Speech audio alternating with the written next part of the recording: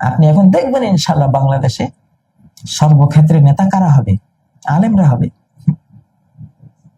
যাদেরকে ঘৃণা করছেন, ও দেখেন হেফাজতের নেতারা, তারা আসবে নেতৃত্বে, রাষ্ট্রীয় বড় নেতৃত্বে, জামাত ইসলামীরা, ছাত্র শিবিরেরা, কিংবা অন্যান্য খেলাফত মজলিস, যারা ইসলামের রাজনীতি করেন, আপনি দেখবেন ইনশাল্লাহ সামনে এরা বড় বড় পোস্টে চলে আসছে। আইম্মা, এরা ইমাম হবে ইনশাল্লাহ, এরা ইমাম হবে, আলেমরা ইমাম হবে। আপনি রোকাতে পারবেন না রে ভাই, আপনার সেই শক্তি নেই। এটা সর্বশক্তিমান স্রষ্টার একটা মহা পরিকল্পনা, ইউনিভার্সাল পরিকল্পনা, ইউনিভার্সাল স্কিম তার। আপনি এটাকে ফেলিউর করতে পারবেন না। সেটা শুরু হয়ে গেছে, অলরেডি রানিং আছে, দিন দিন বাড়বে ইনশাল্লাহ। আচ্ছা, এখন এক অদৃশ্য কারণে বাংলাদেশ বিরোধী বা এই মনোনয়ন সিস্টেম বিরোধী, আমাদের বাংলাদেশের স্বাধীনতা বিরোধী, সমৃদ্ধি বিরোধী, বাংলাদেশের যে নতুন স্বাধীনতা অর্জন হয়েছে এর বিরোধী যত ষড়যন্ত্র হবে, একটা অদৃশ্য কারণে সব মার খাবে। আমরা তো সেই শুরু দিন থেকে বলছি এটা মার খাবেনি। আমার মনে হয় ইতিমধ্যে 150 বারের বেশি মার খেয়েছেন। যতবারই আপনারা ভেবেছেন, এখনো একটা প্রহেলিকার পেছনে, একটা মিথ্যা মরীচিকার পেছনে অনেকে ছুটে চলেছেন যে এই তো আমরা আসছি, এই তো ক্ষমতার পথ পরিবর্তন হবে। অসম্ভব কথা, অসম্ভব কথা। কোরআনের বাণী কখনো এটা অবাস্তব হয় না।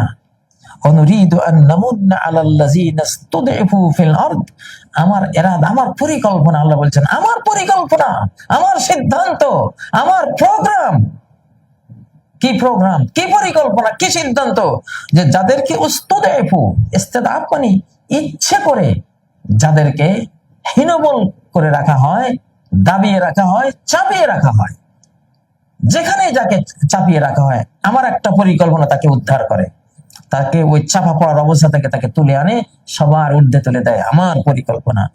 কত জমিদার তার যে প্রজাদেরকে দাবিয়ে চাপিয়ে রেখেছিল, আল্লাহর এই আয়াত তার এই পরিকল্পনা এসে জমিদারকে অতল তলে তলিয়ে দিয়েছে, তার নিষ্পেষিত চাপা পড়া প্রজাগুলোকে ঊর্ধ্বে তুলে এনেছে, তারা মালিক হয়ে গেছে, ও বঞ্চিত হয়ে গেছে। আপনি এই যে আল্লাহর ওই মহাপরিকল্পনা, সূরা আল কাসাসের 5 নম্বর আয়াত, এমন বহু আয়াত আছে আল কোরআনে। ধরেন যে কোনো একটা মিয়া ভুইয়ার বাড়ি বা একটা ধনী বাড়ি, তাদের সাইডেই খুব দরিদ্র একটা ফ্যামিলি আছে, তারা সবসময় ওদেরকে দাবিয়ে রাখে, সবসময় চাপিয়ে রাখে অন্যায় ভাবে। তার টাকা নাই, তার জায়গা জমি নাই, তার হয়তো ধনবল জনবল তেমন নাই, দেখে তাকে তুচ্ছ তাচ্ছিল্য, ফকির নির্পুত, তারপরে অমুক তমুক ছোট লোক এগুলি বলে। দেখবেন এই আয়াত গিয়ে আল্লাহর পরীকে যে যদি যদি তাকে অন্যায় ভাবে তুমি চাপিয়ে রেখে থাকো, দাবিয়ে রেখে থাকো, আমার এই পরিকল্পনা গিয়ে তাকে উদ্ধার করবে, তোমাকে চাপা দিবেন, নিচে ফেলবে, ওকে উপরে তুলে আনবে। কত মিয়া ভুইয়া জমিদার বাড়ির আশপাশে দেখেছি, নবাবদের আশপাশে দেখেছি, নবাবদের ছেলে মেয়েরা ওই পুকুরে মানুষকে গোসল করিয়ে 2 টাকা নেয়। হ্যাঁ, একদিন যারা ছিল তাদের প্রজা, নিষ্পেষিত, নিগৃহীত, তারা এখন ওদেরকে 2 টাকা দেয়। তো এই আয়াতটি বড় সিরিয়াস। সব আয়াতই আল্লাহর মহাসত্য। অনুরিদু আন্নামুন্না আলাল্লাযিনা ইসতুদিফু, আল্লাহ তার একটা মহাপরিকল্পনা এখানে ঘোষণা করছেন, যেখানে আমার বান্দাকে, আমার যে কোনো বান্দাকে, বান্দা গোষ্ঠীকে চাপিয়ে রাখা হবে অন্যায় ভাবে, দুর্বল করে দেওয়া অন্যায় ভাবে, আমার এই মহাপরিকল্পনা গিয়ে তাকে উদ্ধার করবে। আল্লাহু আকবার। আমার ইহসান তাকে উদ্ধার করবে। তারা হবে নেতা, তারা হবে মন্ত্রী, তারা হবে সচিব, তারা হবে সেনাবাহিনীর বড় বড় কর্মকর্তা, তারা হবে পুলিশ কর্মকর্তা, তারা হবে মানে আইম্মা মানে কি, তারাই সর্বক্ষেত্রে নেতা। এরা এখন নেতা, এদেরকে মেনে নিতে হবে আপনাদের। আজকে হয়তো খুব কষ্ট লাগে, আপনারা হয়তো আজকে ভাবছেন এখনো কই মোল্লা, তাই না? আফগানিস্তানে মোল্লারা দেশ ছাড়ায় না, সারা পৃথিবীর মডেল হয়ে যাচ্ছে আলহামদুলিল্লাহ।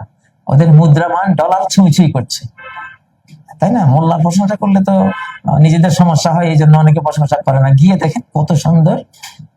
আর বাংলাদেশ যখন আমরা হাতে নিয়েছি, কত সুন্দর চালাবো, সামনে দেখবেন। আমরা আছি, ইউনূস সরকারের সাথে আমরা আছি আলহামদুলিল্লাহ, তাকে হেল্প করছি। সেও একজন আলেম, ভিতরে ইলম আছে, আরো বাড়বে, আরো বাড়বে, আরো বড় আলেম হবে।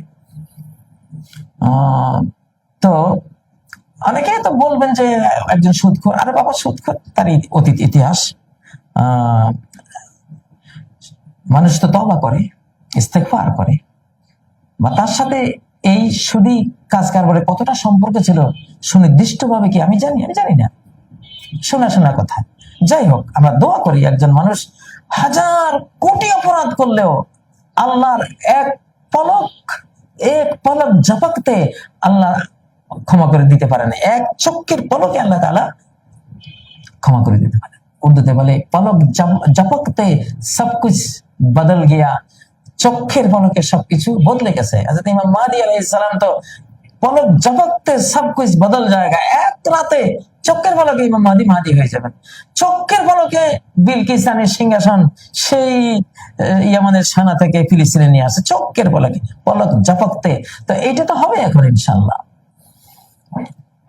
তো বাংলাদেশে এখনো মানে বিগত কিছুদিনে প্রচন্ড অস্থিরতা গেছে, মনে হয় যেন আবার ফ্যাসিবাদ ফিরে আসতেছে, আবার ভারতীয়রা ফেরত আসতেছে, মানে ফেরত আসার চতুর্দিকে। আমি হাসি, ভিতরে ভিতরে হাসিছি, এরা কত বোকা।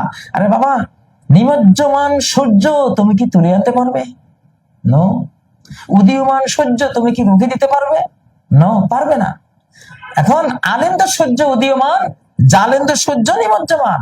জালেমরা কিছুতেই এই যুগে আগামী দিনগুলোতে তারা আর এই জালিমি থেকে তওবা না করে, টোটাল চেঞ্জ না হয়ে বাংলাদেশের ক্ষমতায় আসতে পারবে না ইনশাআল্লাহ, কখনো না, অসম্ভব কথা। তাহলে এই কোরআনের আয়াত কি বলছে? এটা কি অসম্ভব? এই কোরআনের আয়াতই সম্ভব, এটার বিপরীত হওয়াটা অসম্ভব। ইনশাআল্লাহ যাদেরকে 53 বছর রাজাকার বলে গালি দিয়েছেন, এখনো রাজাকার বলছেন। আরে বাবা, পাকিস্তান একটা মুসলিম দেশ, সৌদি আরব মুসলিম দেশ, আমরা 57 মুসলিম দেশ, এখন একটা মুসলিম যুক্তরাষ্ট্র। সব দেশ, আমরা সব দেশকে ভালোবাসি।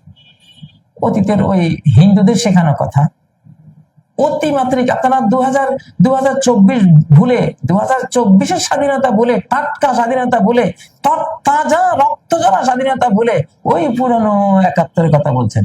শরম লাগে না? লজ্জা লাগে না? আমরা কেউ 47 করি?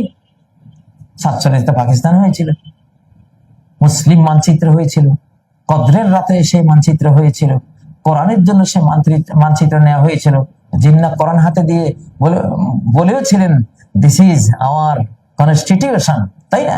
তারপরে তো আমরা এত ঐতিহ্য সে 47, তারপরে তো কই 47 জিকির করি না। আপনারা 71-এর জিকির এত অতিমাত্রিক করেন কেন? মনে রাখবেন, অতিমাত্রিক 71-এর কথা যারা বলে, এরা সব রয়ের দালাল, অথবা রয়ের সাথে এদের গভীর সম্পর্ক আছে। এটা ইন্ডিয়ানরাই 71 জিকির করায়, কারণ 71 বললে ওনারা হাজির, ওনারা আসতে পারতেছেন। 71-এ আমাদের বলে ওনাদের একটা কন্ট্রিবিউশন আছে। 71 হলে ওনারা বাংলাদেশে সক্রিয়, ওনারা মোদি সাহেব আবার বসতে পারেন এখানে রিক্সায় এসে, বুঝেন না? 71 হলো একটা কেবল, একটা হলো রয়ের কেবল। 71 মানে রয়ের কেবল। 71 হলো ইন্ডিয়ার বাংলাদেশকে কলোনি বানাবার একটা হাতিয়ার। 71 হলো ইন্ডিয়ার বাংলাদেশ দখলের একটা হাতিয়ার। 71 হলো ইন্ডিয়ার বাংলাদেশের সমস্ত নদী হত্যার হাতিয়ার। 71 হলো ইন্ডিয়ার পিলখানা হত্যাকাণ্ড ঘটাবার একটা হাতিয়ার। 71 হলো ইন্ডিয়ার ফেলানি হত্যার একটা হাতিয়ার। আর কি বলবো? এই জন্য 71-এ জিকির করতে করতে জিহ্বা হয়। 71-এর জিকির আর করেন না, 24 আগস্টে জিকির করেন। 2024 নতুনটা জিকির করেন। ডাক্তারের নতুন প্রেসক্রিপশন যখন আসে, পুরাতনটা বাদ পড়ে যায়। পুরাতনটা করলে বুঝে গেল তার একটা কুমতলব আছে এখানে, বা একটা বোকা, বুদ্ধিহীন। যাই হোক, ওইসব প্রসঙ্গ টাইলেন না, এগুলি কোনো লাভ নাই। ওই যাদেরকে আজও গালি দিবেন, রাজাকার বলে গালি দিচ্ছেন, তো আল্লাহ তো শুনতেছেন, উনি তো দেখতেছেন। কেন দিচ্ছেন? আপনার অন্তরে কি, কোন কুমতলব? এটা আবার আলিম ওলামাদেরকে সেই সব পুরানো গালিগালাজ শুরু করেছেন। আল্লাহকে জানেন না? অবশ্যই জানেন, বিচারটা উনি করবেন। তবে যুগ পরিবর্তন হয়ে গেছে, জালিমের সূর্য নিমজ্জমান, আলিমের সূর্য উদীয়মান। আলিমদের সাথে থাকেন ইনশাআল্লাহ। হয়তো ভাবতে পারেন যে আপনি কত টাকা খেয়েছেন, আস্তাগফিরুল্লাহ, ইতিহাসটা ঘাটেন না। আমি তো বললামই, আমি একটা চৌকিদারের চেয়ারও বসবো না, এই ক্ষমতার কোনো পার্ট নেব না।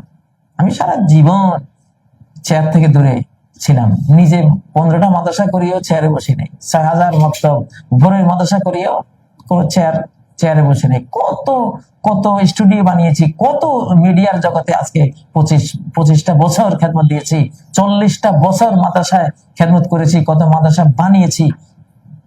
কেউ কি বলতে পারবেন যে একটা চেয়ারের জন্য আপনি এটা করেছেন ওটা করেছেন? পারবেন না, আজও পারবেন না, আজও পারবেন না। আমি ভালোবাসি কারে? আমি ইমাম খোমেনি, হয়তো তিনি অন্য শিয়া ছিলেন এই জন্য, কিন্তু ওনার এই জিনিসটা নেতৃত্ব খুব ভালো লাগে, খুব এই টাইপের, বাস কোনো ক্ষমতায় যাবো না কিন্তু দিশা দেব, জাতিকে দিশা দেব, ওই টাইপটা আমি শিশুকাল থেকে চর্চা করি। ওই রকম একটা শাইখুল ইসলামদের, ইসলামে যারা যারা কোনোদিন ক্ষমতার চেয়ারে বসেন নাই কিন্তু জাতিকে অনেক রাস্তা দেখিয়ে গেছেন, আমার কাছে সেটা ভালো লাগে, আল্লাহ আমার কাছে ওটাকে প্রিয় করে দিয়েছেন। আমি ওই টাইপের একটা মানুষ, কোন চেয়ারের লোক। 1 টাকা, এই যে এই সরকারের পক্ষে তো আমি অনেক কথা বলেছি, আপনারা হয়তো ভাববেন যে সরকার কি দিস, ঘোড়ার ডিম। আপনি দেখেন তো খুঁজে, সরকার একটা অশ্বডিম্ব আমি সরকার থেকে নিয়েছি কিনা? ইনশাল্লাহ কেউ প্রমাণ করতে পারবেন না, কোথাও নাই। যেটা অবাস্তব প্রমাণ করবেন কোত্থেকে? এক দরবেশের ঘরে চোর ঢুকছে, তো চোর অন্ধকারে ঢুকে খোঁজাখুঁজি করতেছে, দরবেশ জিকির করতেছে, দরবেশ মানুষ তো, আল্লাহ মানুষ, উনি তো ওনার চোর মনে করেছে উনি গভীর ঘুমে আচ্ছন্ন, আসলে উনি আল্লাহ জিকিরে মত্ত। তো চোরের মানে মানে হাতাহাতি দেখে খালি হাতড়াচ্ছে আর খুঁজতেছে, তো উনি চোরের প্রতি একটা দয়া হলো, বললেন আচ্ছা, হঠাৎ করে বলে উঠলেন, আমি দিনের আলোতে এই ঘরে কিছু খুঁজে পাই না, তুই রাতের আঁধারে কি খুঁজে পাবি এখানে?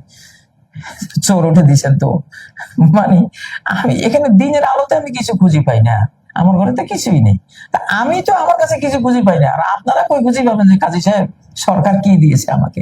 আমি তো জানি না, দেবে কোত্থেকে? হ্যাঁ, সরকার কেন, যে কেউ একটা সত্য কথা বলুক, সত্য কাজ করুক, বা তার একটা কিছু ঘটুক সত্য সত্য, যেটা আমি কোরআন থেকে জানতে পারছি, আমি তার পক্ষে কথা বলবো। এটা আমার নিয়ম, এটা আমার দায়িত্ব, আমার কর্তব্য, সেই জন্য বলি। কোন ক্ষমতার লোক, ক্ষমতার চেয়ার, একটা চৌকিদার চেয়ার আমার দরকার নাই, আমি বসবো না, আমি দিলেও লাভ না, আমি নেবো না, সারা জীবন এইভাবে। আমার আল্লাহ আমাকে এখানে এগুলির জন্য আমাকে দায়িত্ব দেন নাই, আলহামদুলিল্লাহ। আপনাদের অনেকের কষ্ট আমি দেখছি, অনেকে স্বপ্ন দেখছেন যে আমরা আবার ফিরে আসতেছি বাংলাদেশে, এগুলি প্রহেলিকা, মরিচিকার পেছনে ছুটছেন, দরকার নেই। আপনারা ছুটবেন এখন, তাদের সূর্য উদীয়মান, তাদের সাথে তাদের আদর্শ নেন, কোরআন নেন, আল্লাহ রাসূল নেন, যে হ্যাঁ এখন আমরা যুগ চেঞ্জ হয়ে গেছে, আমরা এই দিকে আছি। বলেছিলাম না ইহুদি জাতি ইসরায়েল অভিশপ্ত, এবং যে হিন্দুত্ববাদীরা মুসলিম হত্যা করে এরা অভিশপ্ত, এদের উপরে অভিশাপ পড়েছে সূরা আন-নিসা 93 নম্বর আয়াতের অভিশাপ, মুমিন হত্যার অভিশাপ। অভিশপ্ত এদের সাথে যে বন্ধুত্ব করবে ওর উপরে অভিশাপ আসবে, ওর ব্যবসা ধ্বংস হবে, ওর দেশের শান্তি ধ্বংস হবে, ওর ওর ওর উন্নতি অবনতিতে রূপান্তরিত হবে। দেখতে পাচ্ছেন না? দেখতে পাচ্ছেন তো, একটু নজর বুলালে দেখবেন। এসব অভিশপ্ত জাতিকে হেল্প করতে যাবেন না বাংলাদেশে বসে, তারা আবার ফেরত আসবে, কোশ্চেন কালেও না। হয়তো একটা সংঘাত বাঁধাতে পারবে, রক্ত ঝরবে, কিন্তু আসতে পারবে না। রক্ত ঝরিয়ে লাভ কি হবে?